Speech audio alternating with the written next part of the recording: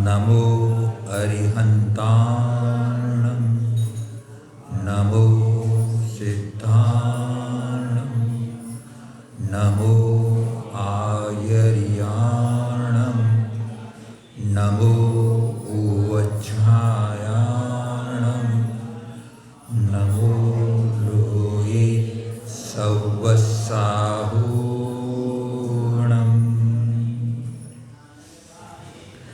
नरेन्द्रं गणेन्द्रं सुरेन्द्रं मधीशं सतेन्द्रं सुपूजे भजेनायशीशं मुनीन्द्रं गणेन्द्रं नमो जोड़िहातं नमो देवदेवं सदा पार्श्वनाथम्। बोले श्री अनंतानंद सिद्ध परमेष्टि भगवान की,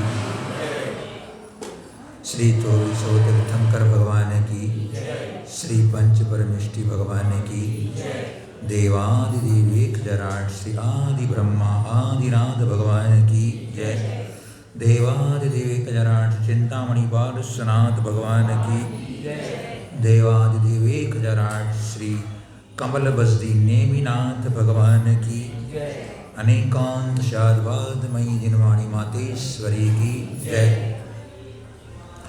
परम पूज्य प्रातः स्मरणि त्रिकाल वंदनी श्रवण शिरोमणि योगेंद्र चूड़ामणि धर्म साम्राज्य नायक युग प्रवर्तक गुरु नाम गुरु मुनि कुल पितामह जिनवाणी संरक्षक तीर्थ उद्धारक संस्कृति संवर्धक जीवंत समय सार घोरादि घोर उपसर्ग परिसह जेता श्री निष्कितवत करता सम्यक्त रत्न समाधि सम्राट प्रथमाचार्य चारित्र चक्रवर्ती श्री शांति सागर जी महामुनिराज की जय। परम पूज्य सरल सभा विवात्सल्य वारिद जिन धर्म प्रभावक पंचम पट्टाधीश परम उपकारी गुरुवर्य आचार्य श्री वर्धमान सागर जी महामुनिराज की, श्रीमद अहिंसामय जैन धर्म की जय।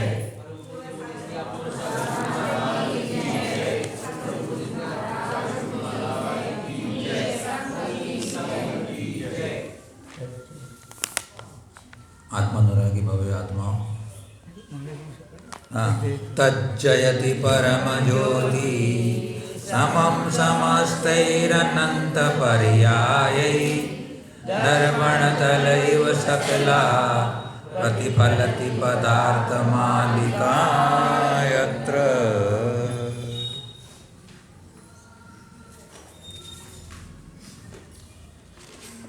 आत्मानुरागी भव्य आत्मा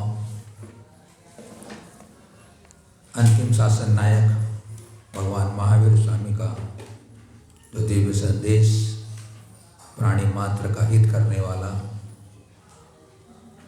दुखों से परिमुक्त करने वाला, ऐसा अमृतमय जो उनका संदेश महर्षि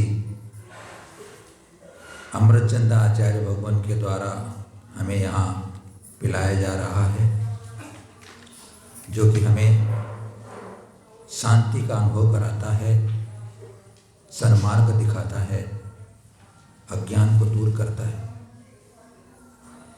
अमरचंद आचार्य देव कुल मिलाकर हमें परिधि से केंद्र की ओर ले जा रहे हैं, अर्थात उनका एक ही लक्ष्य है कि तुम्हें अपने विषय और कषायों को त्यागना है, विषय और कषायों से मुक्त होना है, क्योंकि इन विषय कषायों के कारण ही यह जीव अनादि काल से संसार में भ्रमण कर रहा है। और जब तक यह इससे विरक्त नहीं होता तब तक निज आत्मा को नहीं जान पाता है, तब तक अपनी आत्मा में स्थिर नहीं रह पाता है और उससे वह कर्म के बंधन से मुक्त नहीं होता है।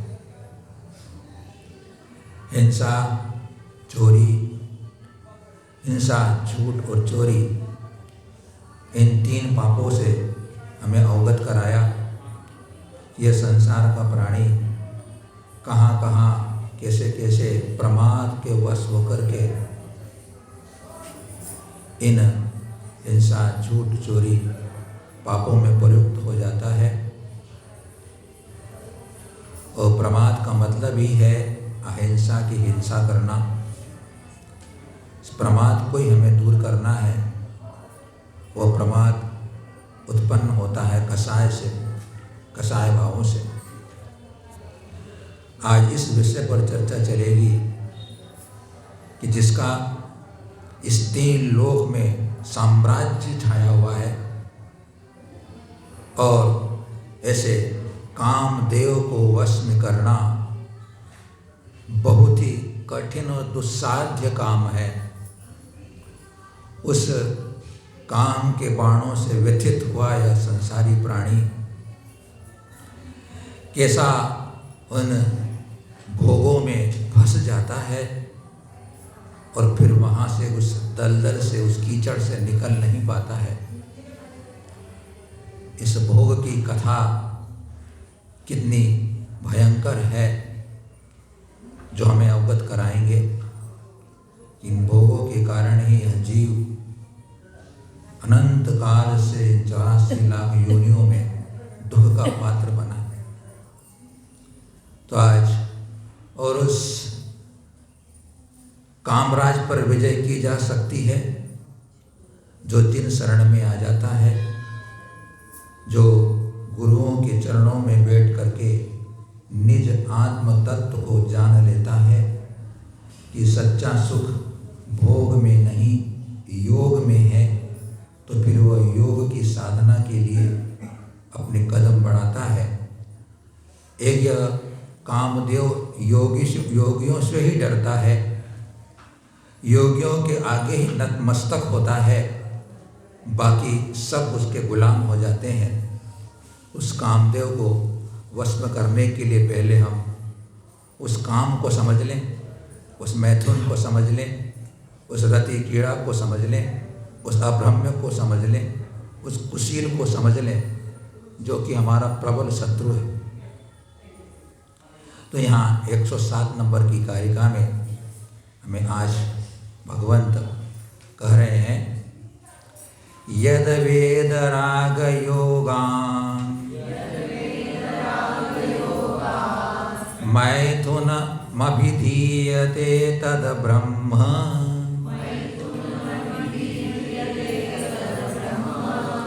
अवतरति तत्र हिंसा वधस्य सर्वत्र सद्भावा।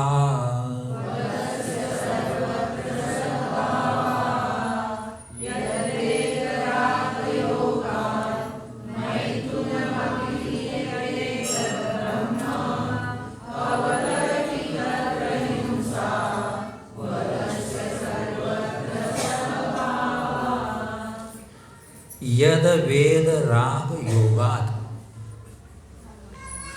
जो वेद संबंधी राग के योग से मैथुनम काम चेष्टा होती है, रति क्रिया होती है, तद अनेवह अब्रह्म अभिधीयते। अब्रह्म अर्थात कुशील कही जाती है। तत्र वधस्य सद्भावात् सर्वत्र, तत्र ने वहाँ मतलब अब्रह्म में सब अवस्थाओं में जीवों का वध होने से हिंसा अवतरती, हिंसा नियम से होती है। चारित्र मोहिनी कर्म का एक भेद है। वेद नो कषाय, स्त्री वेद, पुरुष वेद, नपुंसक वेद।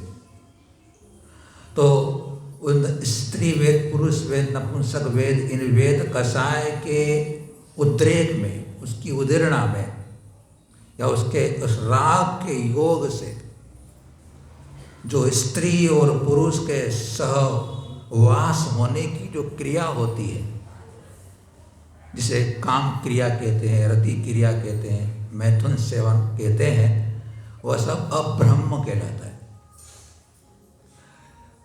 और उस अब्रह्म के सेवन में नियम से जीवों की विराधना होती है। कोमटेश्वर बाहुबली भगवान की प्रतिष्ठा कराने वाले नेमिचंद सिद्धांत चक्रवर्ती जीवकांड में कहते हैं कि इस वेद कसाय के उदय से यह जीव सम्मोहित हो जाता है और सम्मोहित हो जाने पर वह गुण दोष के विचार से शून्य हो जाता है। यह राग इतना खतरनाक है वेद कसाय का। इस वेद कसाय के राग में तीव्र उद्रेक होता है जब जीव को, उस समय वह हित किसमें है, अहित किसमें है, धर्म क्या है, अधर्म क्या है, जाति कौन सी है और जाति कौन सी नहीं है, ऐसे सब गुण दोष के विचारों से शून्य होकर के इस तरह उस काम में फंस जाता है और फिर वहाँ अपने आप का अस्तित्व तक भूल जाता है। ऐसा यह वेद कसाय का राग है। इस राग की आग में ही यह जीव अनादिकाल से जलता आ रहा है। जब तक इसका विषयों का राग, स्त्री से राग पूर्ण रूप से नहीं छूटता, तब तक शास्त्र कहते हैं कि वह मुक्ति प्राप्त नहीं कर सकता है। वह मुक्त नहीं हो सकता, दुखों के इस अग्नि भरे अंगारों में ही जलता रहेगा, क्योंकि यह इस स्त्री का राग सबसे बड़ा राग है। दूसरे राग छूट जाते हैं, स्त्री का राग नहीं छूटता है। स्त्री का स्मरण आ जाना कहते हैं कि अब्रह्म हो जाता है।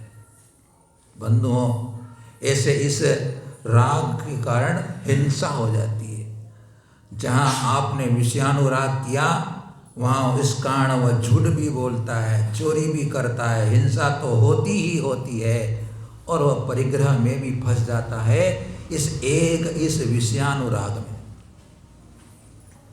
इसलिए हमारे आचार्य ने बार बार संबोधन दिया है कि आत्म के अहित विषय कसाय, इनमें मेरी परिणति न जाए।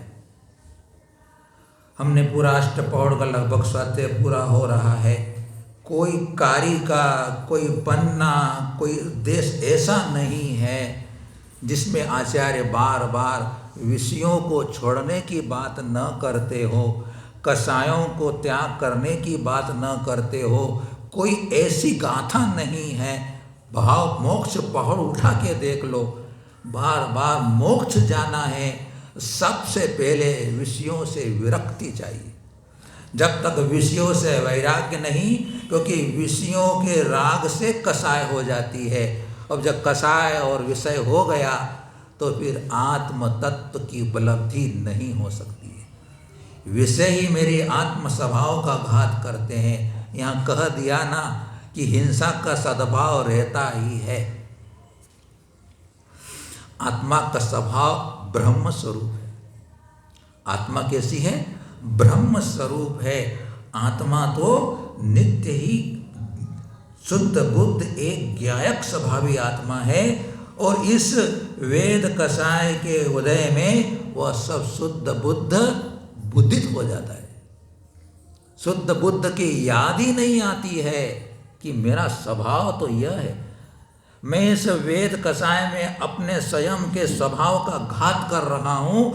यह तो बात छोड़ दो, आगे कहेंगे कि असंख्यात जीवों की तो विराधना कर देता है, द्रव्य हिंसा भी हो जाती है। इस रति क्रीड़ा में, काम सेवन में द्रव्य हिंसा भी है और भाव हिंसा दोनों, स्त्री पुरुष दोनों की हो जाती है।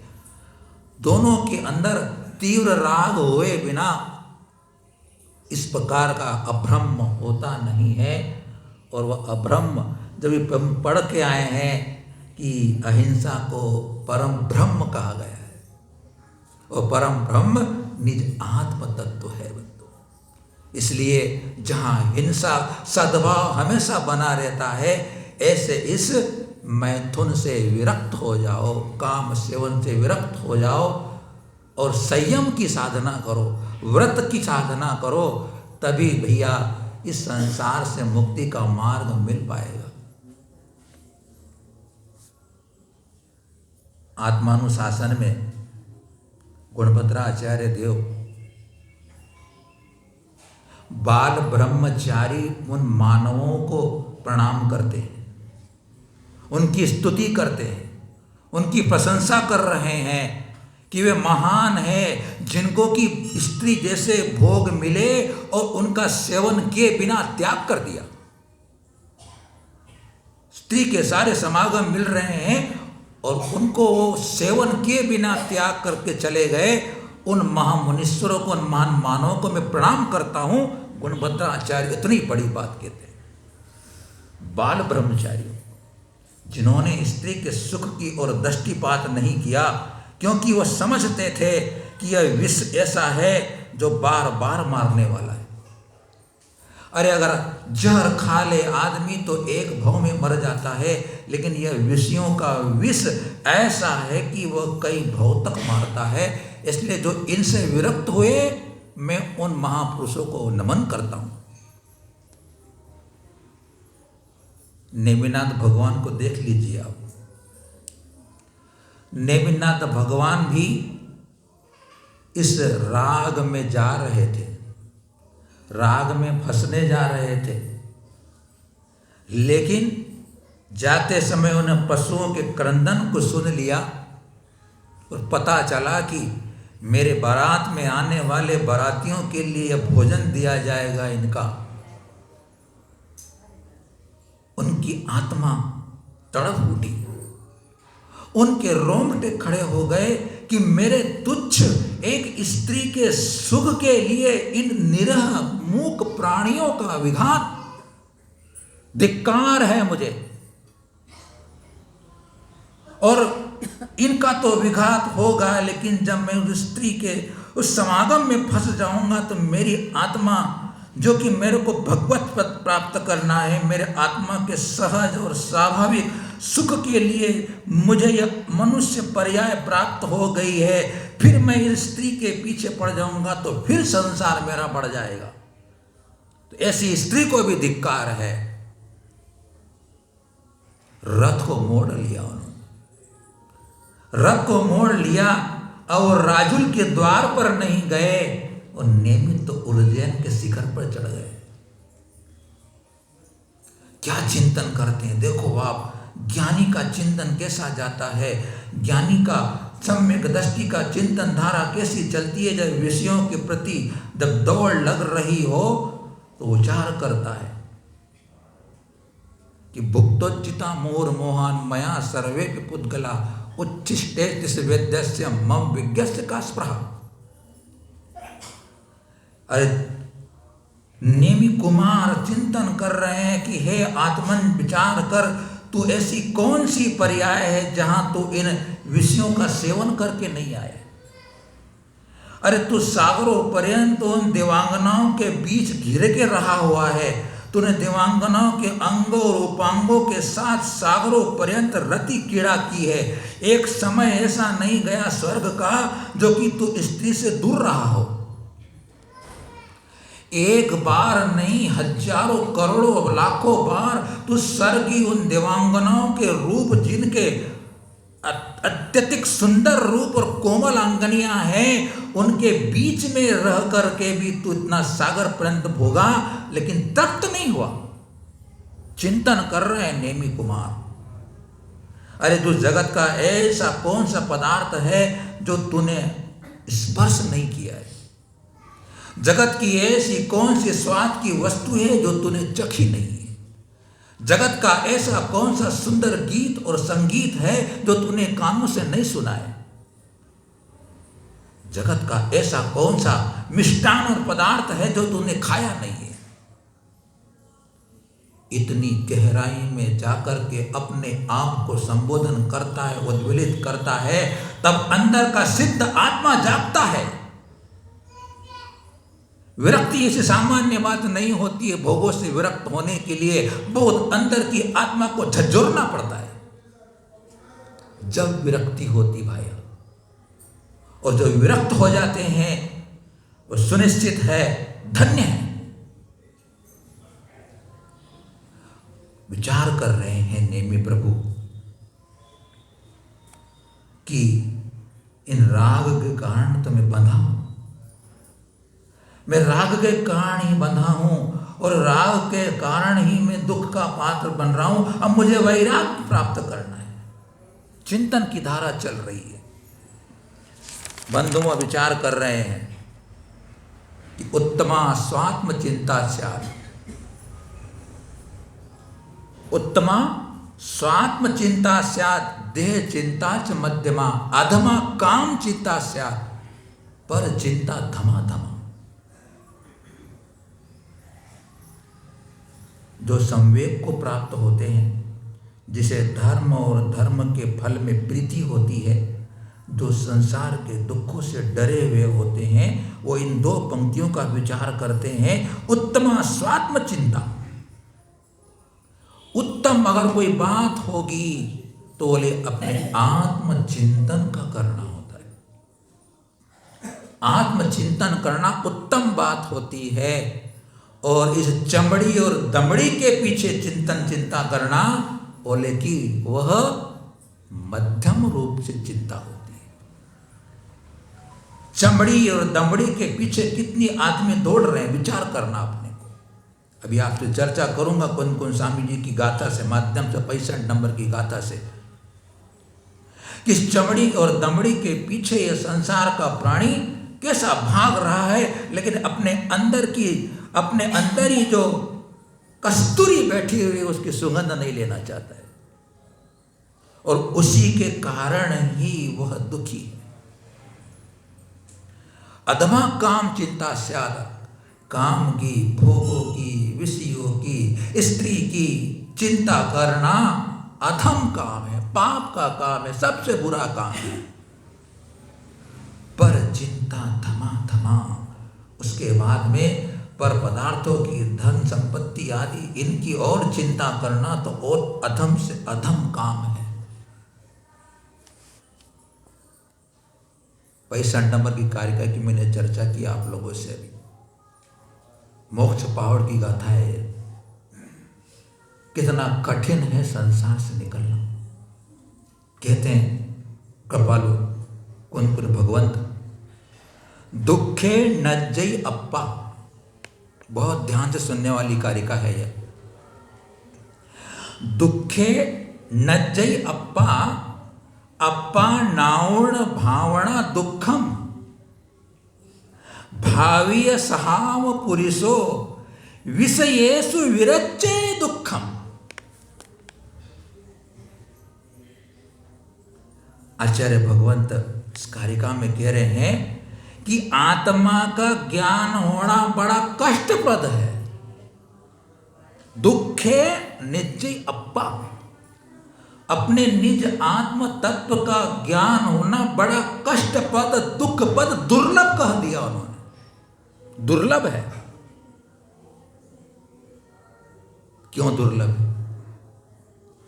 क्या दुर्लभ है? आत्मा का ज्ञान करना दुर्लभ क्या बात है?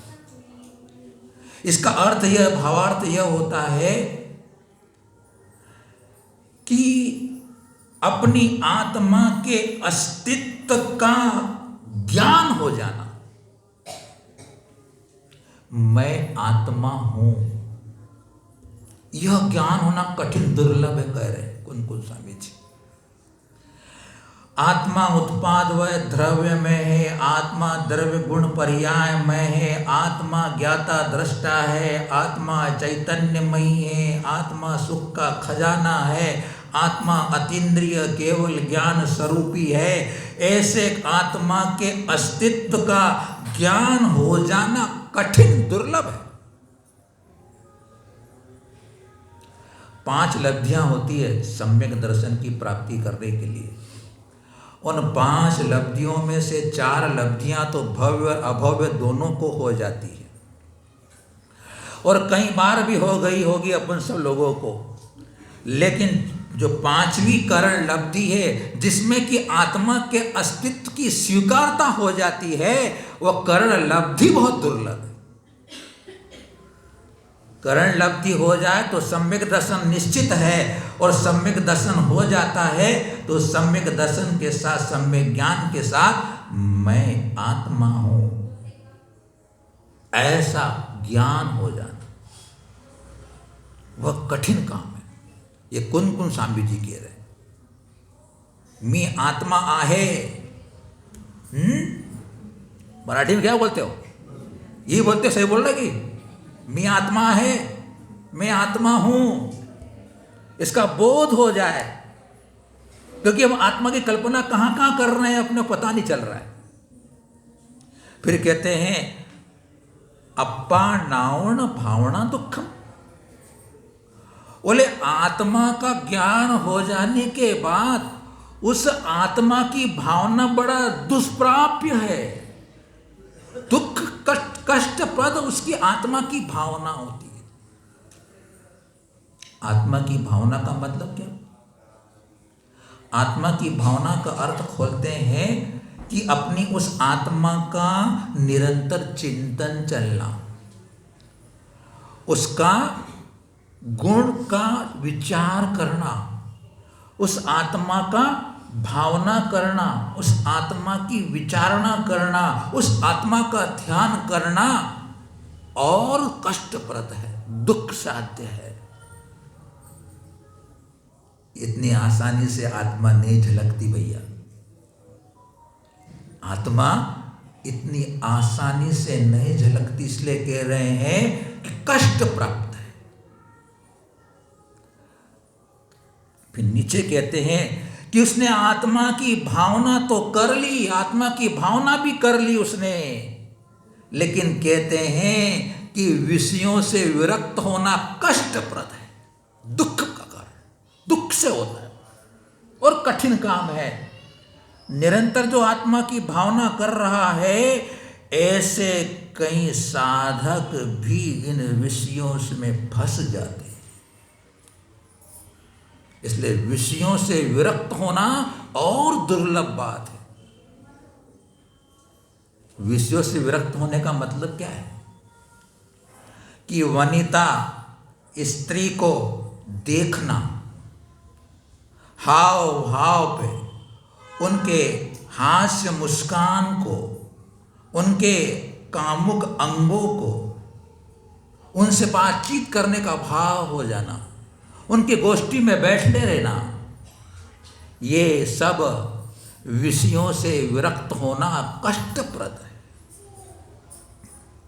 ये आचार्य भगवान कह रहे, ये विषय खास तो ये वाला है। 5 इंद्रिय के विषय अगर किसी एक वस्तु में मिलते हैं तो चिंतक कहते हैं कि स्त्री में मिलते हैं। 5 इंद्रिय के विषय, मिष्टान खाएंगे तो रसना इंद्रिय का ही स्वाद उसके अंदर आता है। गीत संगीत सुनोगे तो कर्ण इंद्रिय का ही होता है। लेकिन जगत में एक ऐसी अद्भुत चीज बनी हुई है, एक स्त्री, जिसमें 5 सुख मिलते हैं। 5 सुख मिलते हैं, इसलिए वो छोड़ना नहीं चाहता कोई उस व्यक्ति को, उससे विरक्त होना नहीं चाहता है। तो आचार्य कहते हैं कि उसके स्पर्शन करने की भाव हो जाना, उसका आलिंगन करने का भाव हो जाना, उसके शब्द को सुनकर के उसके अंदर वासना पैदा हो जाती है। स्त्री के शब्द सुन ले, उसकी आवाज सुन ले तो उसके अंदर राग जाग जाता है। अब पढ़ के आए तत्व सूत्र के अंदर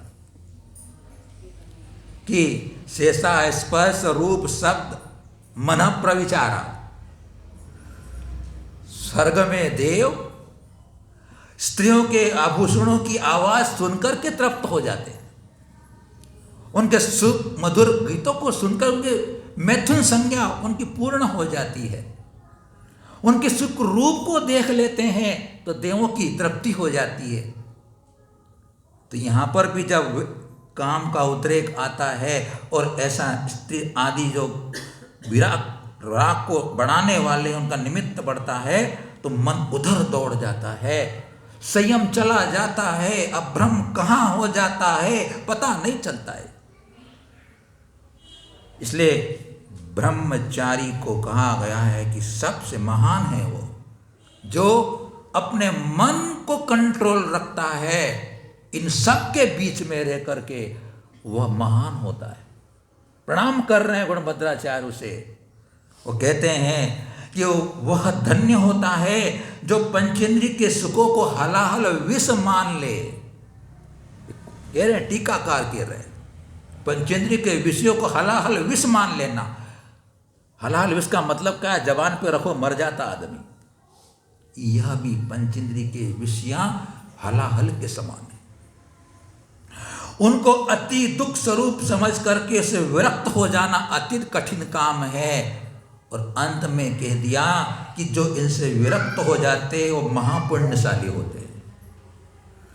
महापुण्यशाली होते हैं जो इन स्त्रियों को विरक्त कर देते हैं। अरे स्त्री के जितने नाम हैं वो सब खोटे नाम हैं।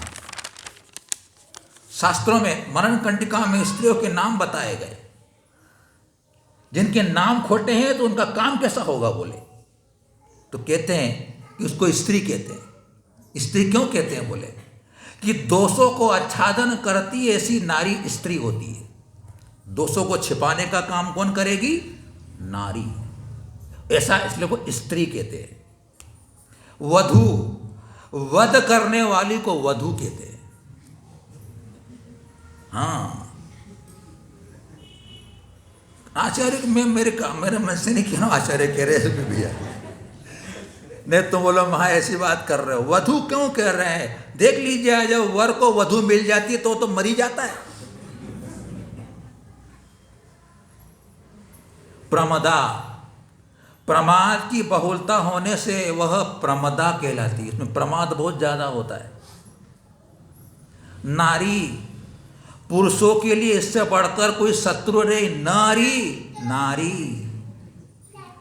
पुरुषों के लिए उसके बना दूसरी कोई नारी नहीं है। इतिहास उठा के देख लो, इतिहास उठा के देख लो कि इस नारी के पीछे दुनिया में क्या नहीं हुआ है। कहते हैं आगे कि महिला महापुरुषों को हिला दे, उसका नाम महिला। महापुरुषों को जो हिला दे उसका नाम महिला है। अब जिनके नाम में से तो काम कैसा होगा बोले? तो कहते हैं चिंतक नीतिकार कहते हैं कि वीर कौन? वीर कौन बोले? बोले कि शतभट, सहस्त्रभट, कोटि भट ये वीर होता है कि एक अकेला आदमी करोड़ों आदमी को मार दे? बोले कि नहीं, ये कोई वीर नहीं है। जो स्त्री के नेत्रों के काम बाणों से विवल नहीं होता है वह वीर होता है। बोले वह वीर होता है। जो स्त्रियों के द्वारा घायल हो जाता है वो सबसे बड़ा कायर होता है। यह बात हमारे आचार्य स्त्रियों से विरक्त करने के लिए कर रहे हैं। जब तक ऐसी विरक्ति नहीं आएगी तो बंधुओं आत्मज्ञान नहीं होता है। आगे कहा गाथा में उन्होंने कि जो विषयों में रत है उसे आत्मा का ज्ञान नहीं हो सकता है। और जब तक आत्मा का ज्ञान नहीं होता है तब तक आत्मा का ध्यान भी नहीं होता है। और जब तक आत्मा का ध्यान नहीं होता है कर्मों की निजरा नहीं होती है। तो बंधुओं, इसलिए यह काम द्रव्य हिंसा और भाव हिंसा को करने वाला है। यहाँ तक तो कह दिया गुड़िया हो कि बुढ़िया हो, जहर की पुड़िया है। गुड़िया हो कि बुढ़िया हो, मुनियों को कह दिया भैया तू घी है और ये स्त्री आग है, इससे दूर रहना। स्त्री आग है और तू घी है, अगर घी पास आग पास में आएगी तो पिघल जाएगा। तो इसलिए विरक्त रह, इनसे दूर रह। इनसे तो जितना तू विराग को प्राप्त होगा उतनी तेरी आत्म साधना बढ़ेगी, ध्यान में तुझे सही लगेगा। इसलिए गृहस्थों को ध्यान क्यों नहीं होता है? जब गृहस्थ ध्यान करने बैठता है तो उसको स्त्री झलकती है।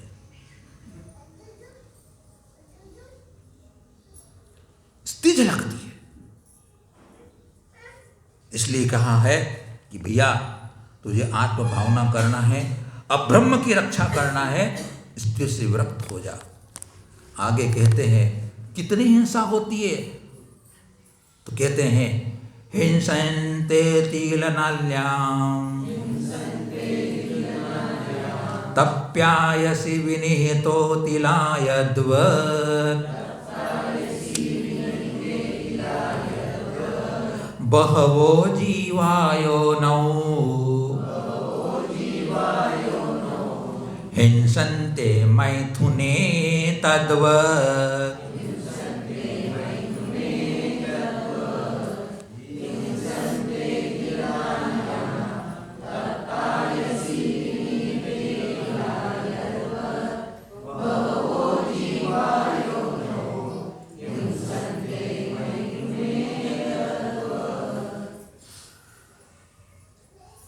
यद्वत् जिस प्रकार तिल नाल्याम तिल की नाली में तप्यायसी विनिहिते तपाए हुए लोहे के डालने पर तिला हिंसन्ते तिल जल जाते हैं, उसी प्रकार योनि में मैथुन करते समय बहवो जीवा अनेक जीव हिंसन्ते मर जाते हैं।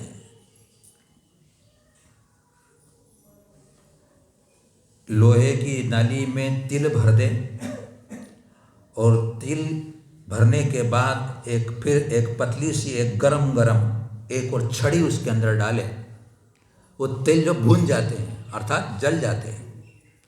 उसी प्रकार यहाँ आचार्य भगवंत कितनी उस मैथुन सेवन में द्रव्य हिंसा हो जाती है, तो कहते हैं कितनी हो जाती है बोले कि कहते हैं कि 9 कोटि जीवों की हिंसा हो जाती है।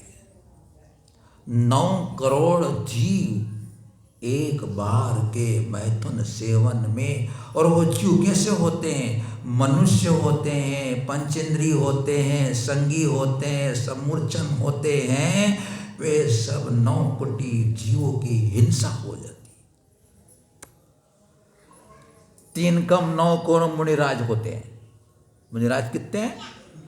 3 कम 9 करोड़ मुनिराज होते हैं। भावी मुनियों का, भावी सिद्धों का चिंतन करना कि हे आत्मन, जो तू अपना कमाए हुए इस बहुत ही बहुमूल्य इस वीर को गंदी नाली में डालने जा रहा है, वहां तेरे द्वारा कितने जीवों की विराधना हो रही है, विचार कर।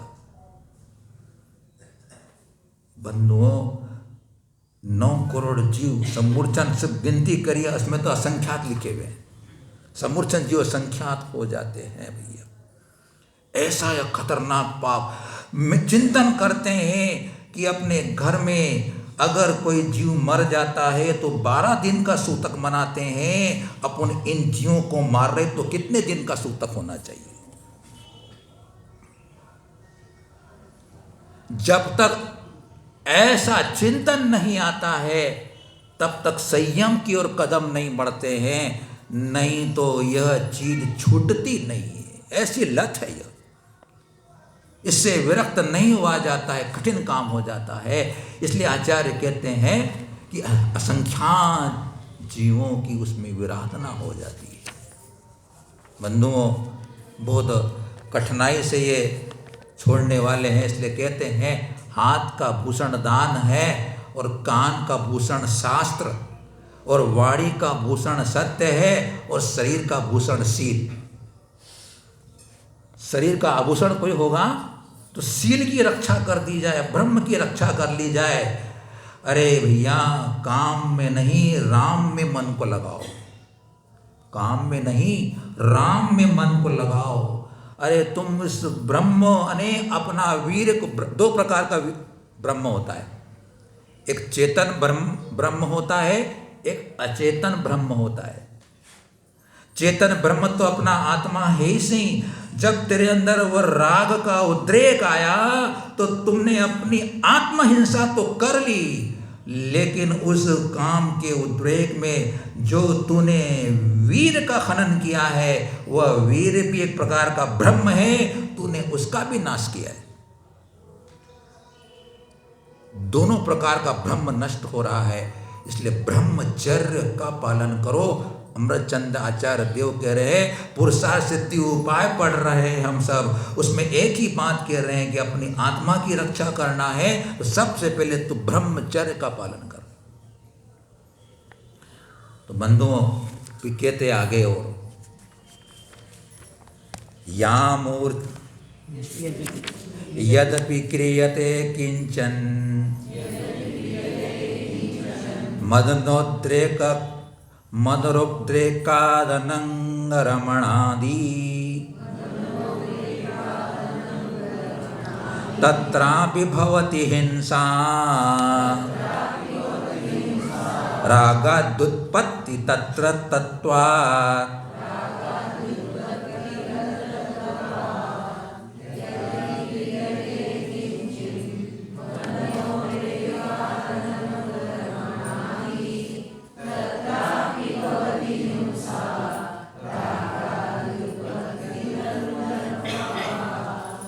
यद्यपि यानी जो भी किंचित मदनोद्रेकात कुछ भी काम के उद्रेक से अनंग रमण आदि क्रियते अनंग कीड़ा आदि की जाती है, तत्रापि वहाँ पर भी रागादि उत्पत्ति तत्रत्वान रागादि की उत्पत्ति की प्रधानता होने से हिंसा भवति। मात्र रति कीड़ा मैथुन सेवन से हिंसा होती है ऐसी बात नहीं है। तो कोई तर्क कर ले कि हम अनंग कीड़ा कर लेंगे, बोले तो बोले अनंग कीड़ा करने में भी हिंसा होती है।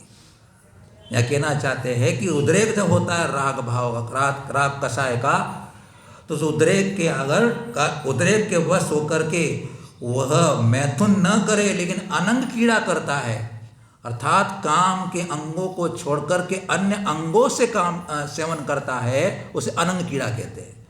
तो बोले उसमें भी हिंसा होती है, क्योंकि बिना राग उत्पत्ति के यह अनंग कीड़ा भी नहीं होती है। इसलिए अनंग कीड़ा करना भी अब्रह्म है, अनंग कीड़ा करना भी अब्रह्म है। उसमें भी तुम्हारी आत्मा का राग भाव के कारण विघात हो रहा है, तेरा स्वभाव चला जा रहा है। इसलिए अनंग कीड़ा भी अब्रह्म होने के कारण त्याज्य है। व्रती बनना है, हमें संयमी बनना है हमें, तो इसमें भी अपने को संतोष रखना पड़ेगा। अनंग कीड़ा का भी व्रती को उसको छोड़ना चाहिए। देखो आप हमारे यहाँ विवाह की व्यवस्था क्यों रखी जाती है? विवाह की व्यवस्था इसलिए रखी जाती है कि वह आदमी स्वच्छंद न हो जाए, स्वच्छंद न हो जाए इसलिए विवाह की व्यवस्था है। और विवाह भी क्यों? कि विवाह करने के बाद भी वासना को बढ़ाने के लिए विवाह नहीं कराया जाता है। सुनिश्चित है कर्म से बंधी हुई आत्मा है, सेक्स होता है, उस सेक्स का उद्रेक आ जाए शांत करने के लिए विवाह किया जाता है। लेकिन चला करके वासना को बढ़ा करके भोगना तो अनर्थ का काम होता है। शास्त्र की बात बता रहे हैं आप। संतान परंपरा चलाने के लिए विवाह किया जाता है। शास्त्र में क्या लिखा है? क्योंकि 4 पुरुषार्थ की चर्चा आती है, धर्म अर्थ काम और मोक्ष पुरुषार्थ। और सबसे पहले धर्म का नाम आया। धर्म के साथ अर्थ और काम चलना चाहिए। धर्म को छोड़कर काम करोगे, काम सेवन करोगे तो कितनी हानि हो जाएगी। एक तो भोग से शरीर क्षीण हो जाता है, भोग करने से शरीर क्षीण हो जाता है। अति सेवन से भोग शक्ति भी कम पड़ जाती है। अधिक सेवन से भी भोग शक्ति कम हो जाती, क्षीण हो जाती है और फिर बाद में भोग नीरस हो जाता है। इसलिए भोग में भी संयम से काम करोगे तो भोग का भी सुख भोग पाओगे। इसलिए कह रहे हैं कि इसको जितने प्रमाण के साथ, जितने संयम के साथ, इसके साथ धर्म के साथ करोगे तो आपका यह जीवन, वैवाहिक जीवन भी शांति से हो सकता है, धर्म के साथ हो सकता है, पुण्य मार्ग के साथ चल सकता है। तो बंधुओं, कैसी कैसी विडंबनाएं हो जाती है, कैसे कैसे दुनिया में लोग हैं इस राग के उद्रेक में आकर के वे दिवा मैथुन भी करते हैं। दिवा मैथुन भी त्याज्य है, स्मरण रखना। जो दीवा मैथुन करते हैं वे तो और ही ज्यादा राग में फंसे हुए हैं, अधिक कर्म बंद करने वाले होते हैं। तो आज यहाँ से उठो तो कायसर करके उठना कि मैं दीवा मैथुन तो नहीं करूँगा, कम से कम दीव में मैथुन नहीं करूँगा, मैं संकल्प लेके उठना भाई, तो भी अपना जीवन के अंदर कुछ प्रगति हो जाएगी। तो फिर कहते हैं ये निज कलत्र मात्रम परिहर्तुं शक्नुवन्ति नहि मोहात् निशेष शेष योषिन् निवेशनं तैरपि न कार्यम्।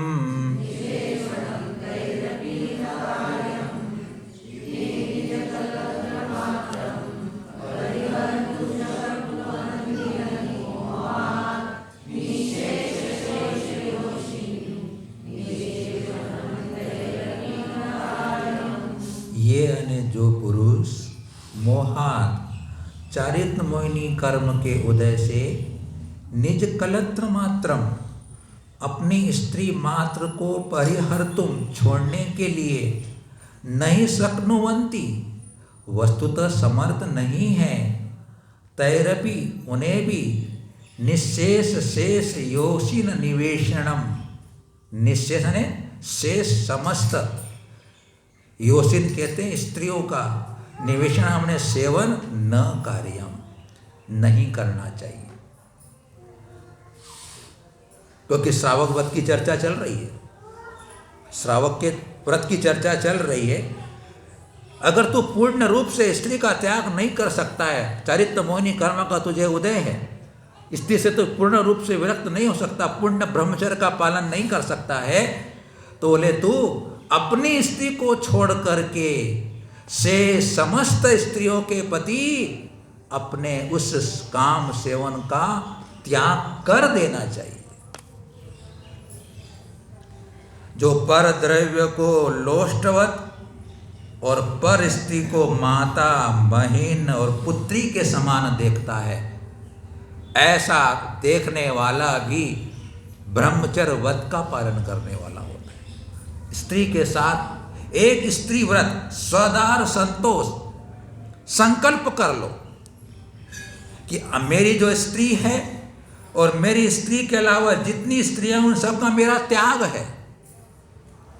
अगर आपने यह संकल्प ले लिया अपने अंदर तो आप सुनिश्चित है आप ब्रह्मचर्य अणुव्रत के धारी हो जाते हैं। घर में रहकर के स्त्री के साथ समागम करने के बाद भी आप ब्रह्मचर्य व्रत के धारी हो, अणुव्रत के धारी हो कि मेरा परिस्थिति के साथ मेरी पड़ोसिन भी अगर होगी खूबसूरत तो मैं से नहीं देखूंगा मैं।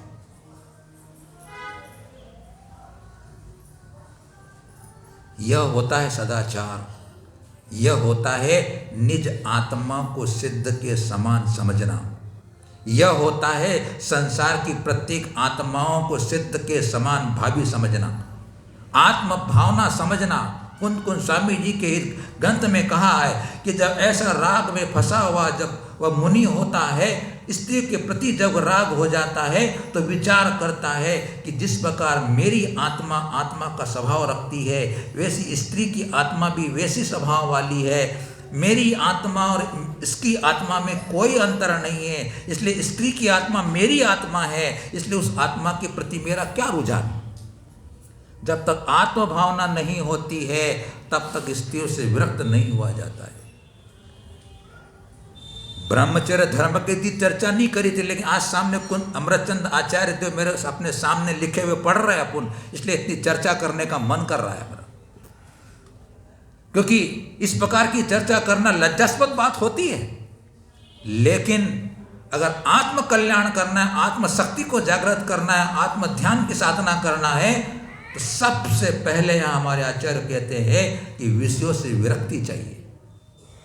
विषयों से विरक्ति आए बिना पूर्ण धर्म का पालन नहीं होता भाई। और मुझे तो आत्म कल्याण करने के लिए विचार करने को मुझसे बैठे हुए हैं यहाँ पर कि मेरा आत्म कल्याण कैसा हो, तो विषय कसायों को छोड़ना है। राग आग दहे सदा ताते समामृत से ही, राग और आग कही गई है, राग आग है, उसी के कारण हम जल रहे हैं। तो कह रहे हैं कि तू पर स्त्री का तो त्याग कर ही दे, और महिलाएं स्त्रियां पर पुरुष का त्याग कर दे। एक मेरा पुरुष है, उसके अलावा मैं किसी दूसरे पुरुष के प्रति मैं रुझान को प्राप्त नहीं होंगी, उसके प्रति में आसक्त नहीं होंगी। अरे कितने बड़े इतिहास के पन्ने भरे हुए हैं। एक एक स्त्रियां शील के कारण कितने कितने देवों के द्वारा वंदनीय हो गई, स्त्रियां देवों के द्वारा पूजनीय हो गई। अरे स्त्री के उस अतित्व के कारण अग्नि भी जल बन गई। अरे सांप भी फूलों का हार बन गया उस अतित्व के कारण। संभव है इस जगत के अंदर भी कि वह ऐसा निर्दोष ब्रह्मचर्य का पालन अभी भी होता है, कर सकते हैं। वो ब्रह्मचर्य धर्म ही महाधर्म, 10 धर्मों में अंत में नाम उसका ही आया, अंध धर्म में उसका नाम ही आया। तो बंधुओं, अपने जीवन में संयम को बढ़ाएं। विचार करते हैं, हमारे सामने कई केस आते हैं, आदमी 70 साल का हो गया, 75 साल का हो गया, चर्चा करते क्यों भाई क्या बात है? बोले कोई नियम नहीं है। 70 साल का आदमी, 75 साल का आदमी, कोई मेरे पास नियम नहीं। बोले महाराज, और मेरा को नियम लेने का मन भी नहीं बन रहा है। बोले यह स्थिति बंधु। महिलाओं से बात करते हैं, महाराज हम क्या करें, हम तो उनके पीछे हैं। बोले तो भैया, जब अपनी उम्र ढल चुकी है, अब तो कम से कम अपने संयम की पालना कर लो, अब तो त्याग कर दो, अब तो संकल्प ले लो। नी मन भरता है। अरे बताओ, मैंने कल पद्मनाभ पद्मसिका में पढ़ा, ब्रह्मचर्य के अधिकार में पढ़ा कि सिंह एक बार मैथुन सेवन करता है। सिंह, बताइए आप, एक बार सेवन करता है वो, और हम तो सिंह से ज्यादा हैं। हम तो पिछली बार चर्चा की थी कि दार्शनिक से पूछा गया कि बस व्यक्ति को कितनी बार कांच सेवन करना चाहिए। बोले जीवन में एक बार। बोले नी काम चले तो साल में एक बार, नी संतुष्टि होती है तो महीने में एक बार, और अगर इसके बाद भी संतुष्टि नहीं होती तो बोले सर पे कफन बांध कर चलना, जितना करना हो कर लेना। बोले विदेशी दार्शनिक कहते हैं इस ब्रह्मचर्य के संबंध में, तो हमारे आचार्य तो कितनी बार समझा रहे हैं। क्यों? अगर आत्मविशुद्धि करना है, धर्म का सही फल प्राप्त करना है, तो पंचेंद्रिय के विषय विष के समान है, हलाहल के समान है। सर्प एक बार काटता है, आदमी मर जाता है, लेकिन विषयों के सर्प ऐसे काटते हैं कि बार बार जन्म मरण करना पड़ता है। इसलिए ऐसे ब्रह्मचर्य की पालना अपन अणुव्रत के रूप में करें, महाव्रत के रूप में करें, तो अपने मनुष्य जीवन की सार्थकता है। ऐसा ब्रह्मचर्य अपने जीवन को टटोलना, बहुत खुले से चर्चा मैंने आपसे की आज की है। अपने जीवन को बदलना, कोई अच्छे से काम कर जाओगे तो आगे आने वाला भाव भी ऐसा अच्छा मिल जाएगा जिससे कि आगे उन्नति करोगे। तो अब जो जिनकी उम्र ढल चुकी है, संकल्प कर लेना, छूट रख लेना। 2 दिन की गलत तुम्हारा मन नहीं मानता है, 2 दिन की छूट रख लेना, बाकी 28 दिन का तो त्याग कर देना। 28 दिन का त्याग कर देना, तो आपके जीवन में आज का यह धर्म की सभा सार्थकता होगी। श्रवण करना तो अच्छी बात ही है, लेकिन श्रवण करके रूपांतरण होता है, संयम के कदम बढ़ते हैं, तो मेरे जीवन की सार्थकता है। नहीं तो कब मनुष्य जीवन मिला है और कब मिलेगा कि नहीं मिलेगा पता नहीं। ओम नमः। सबको क्षमा।